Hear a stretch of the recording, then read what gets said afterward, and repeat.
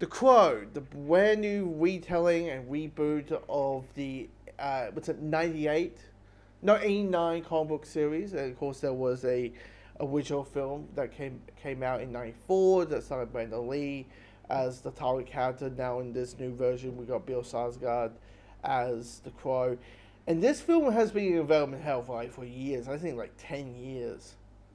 Because I remember when hearing like Tom Hiddleston and James McAvoy and Luke Evans, and the last one before Bill was Jason Momoa was going to be the Crow. I think you can find some test footage of what he was going to look like in the makeup, but it just felt like this film is never going to come out. And then they announced Rupert Sanders as the director, and I go, "Yay, new Crow movie!" Oh, it's him, because he has only directed two other films that I am not a fan of: Snow White and the Huntsman, and also the Scarlett Johansson live-action remake of the anime Ghost in the Shell. And I saw both of those films, and I'm like, these are TV movies. These are like, because you got a bigger budget and you're dealing with big name actors, you're able to put this on the big screen. These feel like TV movies most of the time. These feel like straight to DVD films. They feel very TV formulaic. Like, it just felt those two films just felt that, right? And the same thing I will say when it comes to this version of The Crow. It feels very TV. Definitely when it comes to the first act. The first act of this film is, I would say, rough, but it slogs. It's like, when does this girl die? Okay? When does it? Like, because I get it. These guys love each other. Now, if you don't know the concept of The Crow, it's a classic events tale where you have Eric, who's in love with this girl Shirley. They get in a situation that sadly has bad guys and henchmen, hired people, murdering the two of them. Eric comes back to life, and he is set for vengeance on the people who killed the two, him and Shirley. Shelley. That's the plot. Oh, and by the way, he can't die. That's essentially the plot. It's a classic events tale, right? But, I get it. Knowing that this is all about love, this is all about, basically, you piss off the one boyfriend movie. You want us to make us feel for these two, that when the bad thing happens, when the tragedy happens, you feel like, oh no, these guys are gonna go. I forgot that this was gonna happen and all that. Like, you just really like these characters, you really like the development. But the problem here is two things. One is there's zero chemistry. There's no romantic chemistry between the two characters. It is literally watching two brick walls talking to each other. Two is the most generic romantic dialogue ever. This is basically 20 minutes, or at least 15 minutes. It's them laughing happily, them circling around, making out, sex, them holding hands, them making out in the water, like at a lake. So that's something different. And them saying like, I will follow you, I love you so much, I love you to the ends of the earth. Would you jump off a building for me if I did that? Yes, I would, my love. I would do it forever. Fuck the world and fuck everything. I love you forever. And I go, Jesus Christ, I feel like the friend. The thing is, it feels like, when like someone just met someone and they're in that love dump mode, and you have to be the asshole friend who basically says, "Come on, guys, can we have to do all this stuff? Come on, there's other people in the world. Come on, hello." That's what it felt like. The whole time I was like, "Look, can I know where we're heading to. I'm kind of waiting for you to go to that path. Can we go there? No? Okay, let's go 20 minutes of more lovey-dovey shit.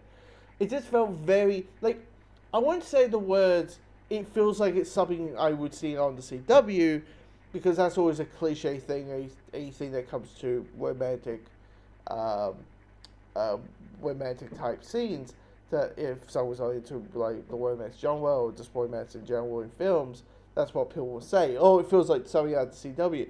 But these scenes feels like something out of the CW. With a little bit of cursing. And a little bit more sex. A little bit more butts. That's what it is. That's what the bloody thing is. Now, when, sadly, the tragic happens, and Eric is on the revenge quest, it picks up a little bit. It picks up its steam. Now, like, the plot starts. And you're slightly on this thing. You're slightly on this edge. There's a bit of a supernatural thing going on, where they're adding, like, heaven and hell into the mix in this version. You're like, cool. But it just feels like, why is this a Crow film? Like, okay, you can't die. The gore is brutal.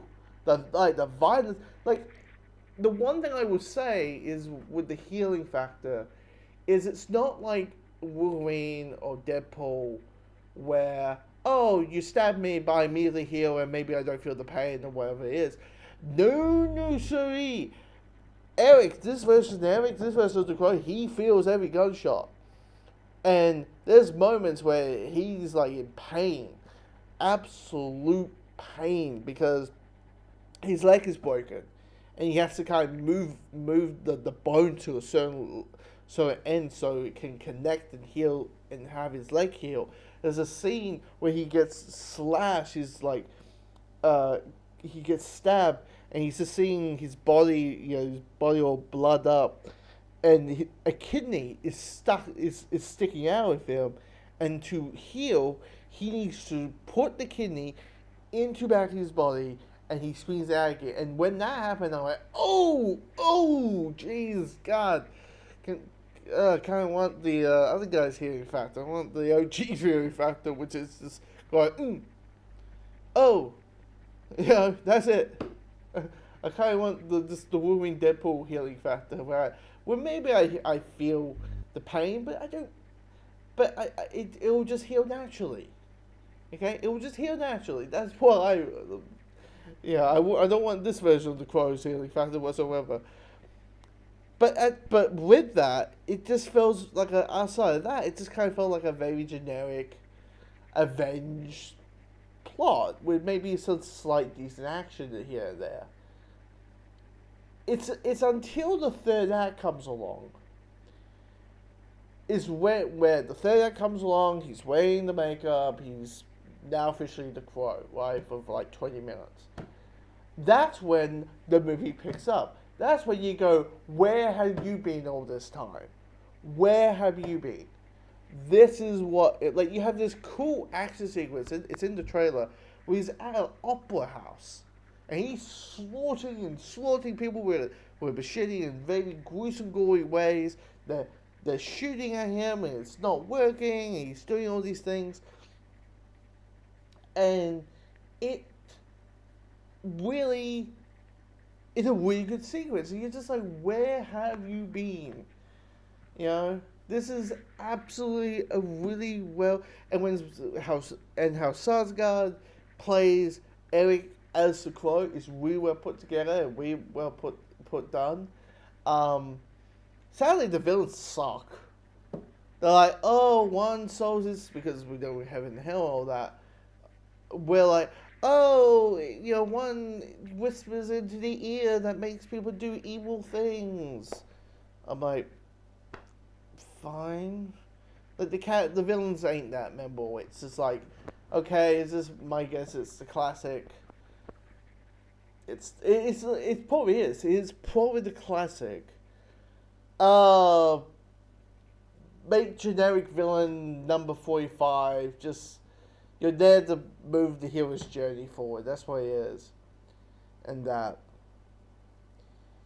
But yeah, and the weird, and also I would say this one thing that did also really caught me out guard is the editing of this film, as well.